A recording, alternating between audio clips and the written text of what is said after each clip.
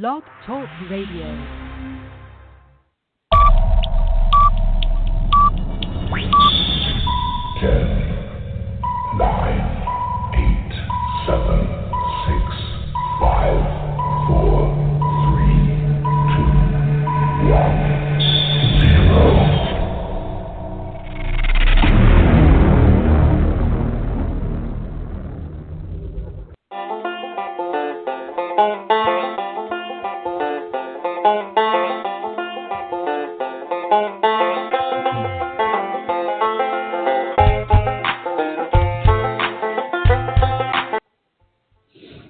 Good morning, my minions. Welcome to The Balance. My name is Tom-Marquis, El Presidente. Getting just a little bit of a later start today than normal, but that's okay. It was all for good reason, that's for sure. My son's down in North Carolina, so I had to do some checkups on him. Fortunately, he is safe, dealing with a lot of wind, water, and rain. No power, but certainly if you're listening to us in that area or that region, hope things turn around for you smoothly. I tell you what, I've got a great show today. We're going to be talking NFL Week 2, baby. Matt-hicks is going to be standing by in the Balance Green Room.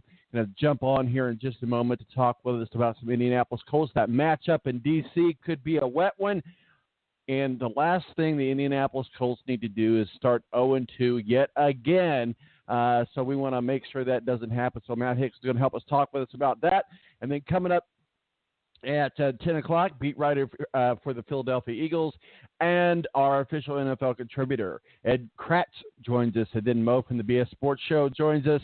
And we'll be still continuing to talk about NFL, college football, and the likes. 917-889-8516 is my digits.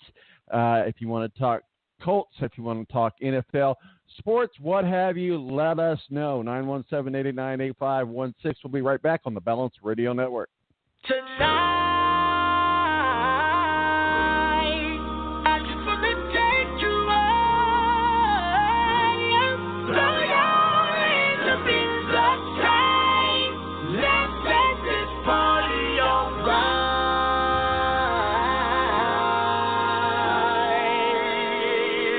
Players, put your pinky rings up to the moon.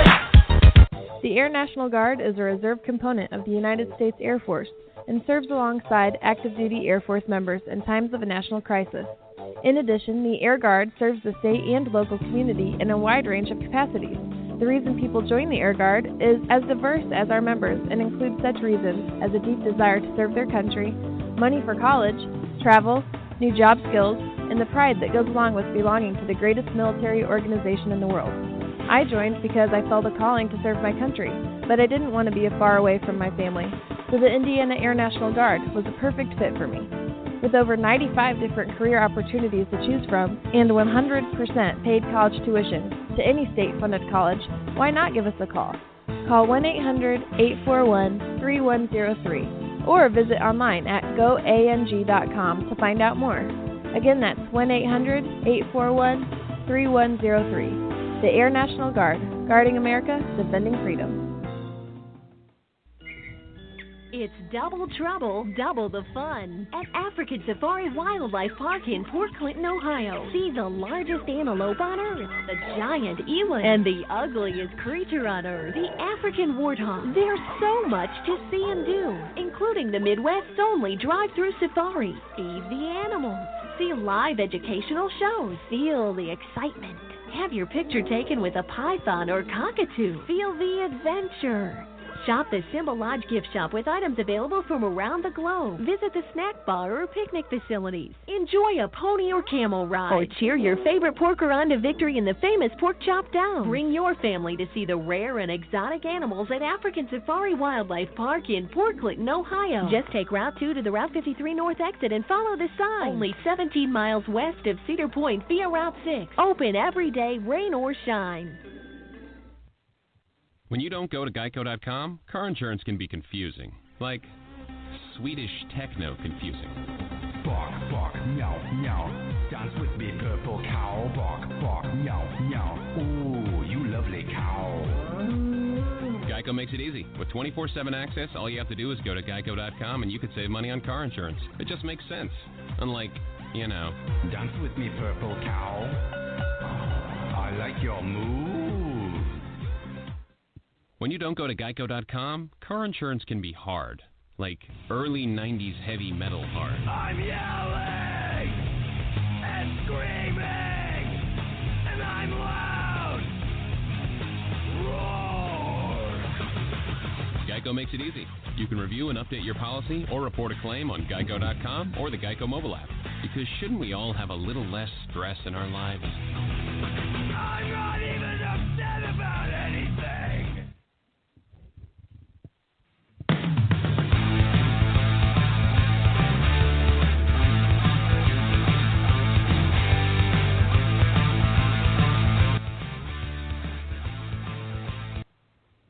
All right, and welcome back to The Balance. My name is Tom Marquis, El Presidente. It's Saturday morning. We do this thing called The Balance every Saturday morning. Joining us now is the great White Chief, Matt-Hicks. How are you, sir? I'm well. Good morning. Fantastic. So at least the weather is better this weekend than it was last weekend. Obviously, especially for us that was down there trying to chase race cars all last weekend, it was a bit of a muddy disaster. And now it's certainly down in the southern part of the nation in the North Carolina area. As you may have heard in my opening dialogue, my son's down in Jacksonville. Has been without power and running water. Fortunately, he was stocked up and ready to go. But still, those that are down there through it all, it's a rough storm. That's for sure. Well, Matt, here we go again. Indianapolis Colts start 0-1 to the Bengals. Not such a big deal until we see the Bengals go 2-0. It looks like Mixon's going to miss a couple weeks, so that might be some good news. But the Tigers are tearing up the AFC North, and now the Indianapolis Colts go to D.C. It's going to be a wet day out there. We'll get into the injury report here in just a moment, but Anthony Castonzo had another setback. Looks like this could be another close game for the Indianapolis Colts. And as we saw last week with Jack Doyle, who almost never fumbles, did fumble and cost them the game. So let's talk a little bit about the Indianapolis Colts and the Washington Redskins and what's going to be probably a very wet and soggy day tomorrow. Boy, and I agree. I wish that would mean it would be a close game, but unfortunately that plays into every strength Washington has and every weakness the Colts have. I don't see this being a close game, unfortunately, and I see 0-2 a very real possibility here. Washington is a much better run team than the Colts are. They're also a much better pass rush team than the Colts are. You factor in on top of that, the Colts running game was mediocre at best inside last week. Outdoors in the rain, I don't expect it to be much better. You're going to need to run the ball in the rain.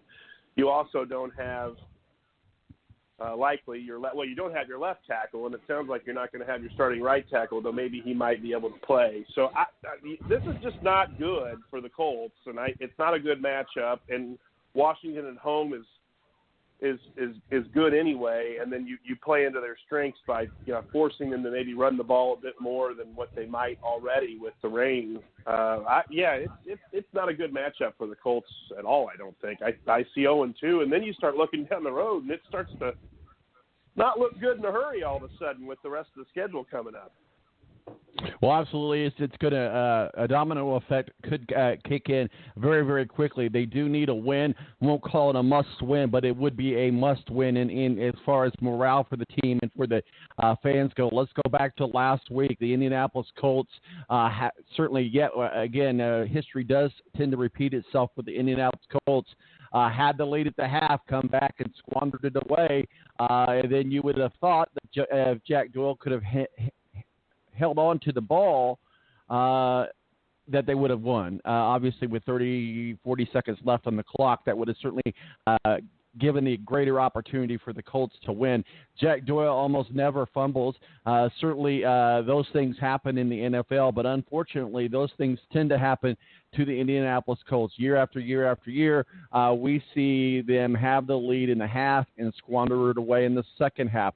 And we've seen that through various leadership changes. Why do you think that is? Well, that's interesting you bring that up. I think it comes down to, in this case, players. I thought they were well coached for the most part on Sunday. Yes, players made stupid mistakes, but and sometimes you relate that back to coaching. I get that. But I thought the game plan was solid. They had a way to win the game. They found 4 different ways to lose the game.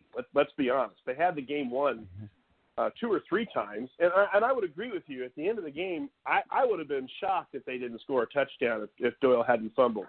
You know, it's one of those deals that you put yourself in that situation. He's fighting for an extra yard, I think, is kind of what was going on there.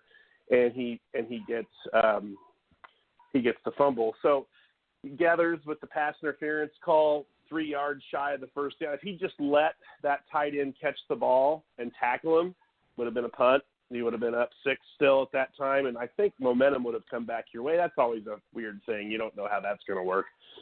But there just were several. The slew of penalties on that drive alone, the Bengals, I think they gave up like 45 yards in penalties, half the field in penalties. 2 of them were that pass interference was clear as day. I mean, Gathers, you never want to put it on one person, but Gathers, in that instance, I thought lost him the game. And then Doyle, with the fumble, definitely, took the game out of the Colts' hands. So, I don't know. It's a cultural thing, I guess. I don't get into that too much because I think every week's a new week. But they sure do find ways to lose, don't they? And obviously the quarterback play was much better than we saw all last year. Luck was really good, except on 2 or 3 instances. He obviously threw the 1 interception, but there were a couple other balls that were forced that were thankfully dropped by Cincinnati. So I don't know. I think Ballard's reluctance to delve into free agency is obviously going to hurt this season. And what's going to hurt it more is if draft picks don't pan out. And that's obviously what he's banking on. He's banking on draft, and he didn't want to delve into free agency. I don't fault him for that. That's fine. But when you choose to go and build to the draft, you've got to nail your draft picks. It puts even more pressure, not on your first-round pick so much, because those usually pan out in some shape or form. But your second and third and fourth-round picks need to be, if not starters, contributors on some shape or level immediately. And we're not seeing that out of some of these guys, even from last year's second and third-round picks. So that's, I think, is where there's concern.